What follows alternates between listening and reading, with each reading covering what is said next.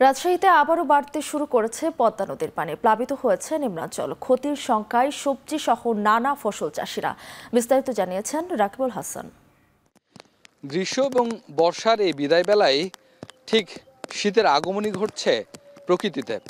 এই সময়ে কৃষিতেও আসছে নানা ধরনের পরিবর্তন। খরিফ ২ মৌসুমের শেষ ভাগে রবি মৌসুমের সূচনা ঘটছে এখন, যার কারণে এখন মাঠালে শীতকালীন আগাম সবজি চাষ হচ্ছে। একই সাথে এই সময়ে পদ্মা নদী এবং নদী তীরবর্তী চরাঞ্চলে চাষ হয়ে থাকে কালাই এবং বাদাম সহ বিভিন্ন শস্য বীজ জাতীয় বিভিন্ন ফসল। একই সাথে শীতকালীন সবজি কপি, বাঁধাকপি, মূলা সহ অন্যান্য শীতকালীন সবজি থাকে মাঠে। ঠিক এই সময় পদ্মা নদীর তীরবর্তী যে সমস্ত নিচু জমি আছে সেখানেও একই রকম ফসল চাষ করেছে কৃষকরা। তবে পানি উন্নয়ন বোর্ড বলছে, উজানে বৃষ্টির পরিমাণ বৃদ্ধি পাওয়ায় গেল এক সপ্তাহে রাজশাহী অঞ্চলে প্রত্যেক দিন গড়ে 10 সেন্টিমিটার বৃষ্টির পানি বেড়েছে পদ্মা নদীতে। এই পানি বৃদ্ধির কারণে এই সমস্ত নিম্নাঞ্চলের জমিগুলোতে পানি বাঁধিয়েছে এবং একই সাথে পানি বৃদ্ধি পেয়েছে।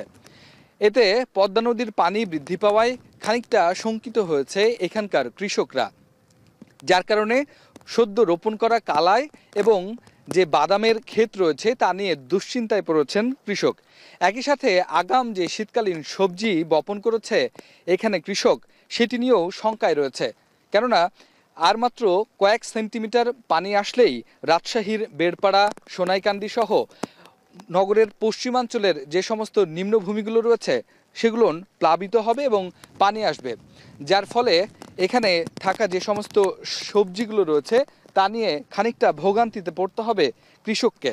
এ অবস্থায় লাখ লাখ টাকা লোকসানের সম্মুখীন হতে পারে এইখানকার কৃষকরা, যার কারণে তারা যেটি বলছেন যে এখন উজানের যে বৃষ্টির পরিমাণ সেটি যদি বাড়তে থাকে তাহলে তারা ক্ষতির সম্মুখীন হবেন এবং সেটি প্রত্যেক বিঘাতে প্রায় 1 থেকে 1.5 লাখ টাকা পর্যন্ত হতে পারে। তবে কৃষি সম্প্রসারণ অধিদপ্তর জানিয়েছে, যে পরিমাণ সবজি এবং তৈলবীজ জাতীয় শস্যগুলো রয়েছে এখানে, সেটি খুব একটা বেশি ক্ষতির সম্মুখীন হবে না কৃষক। এক্ষেত্রে কৃষককে নানাভাবে পরামর্শ দিচ্ছে কৃষি সম্প্রসারণ অধিদপ্তর।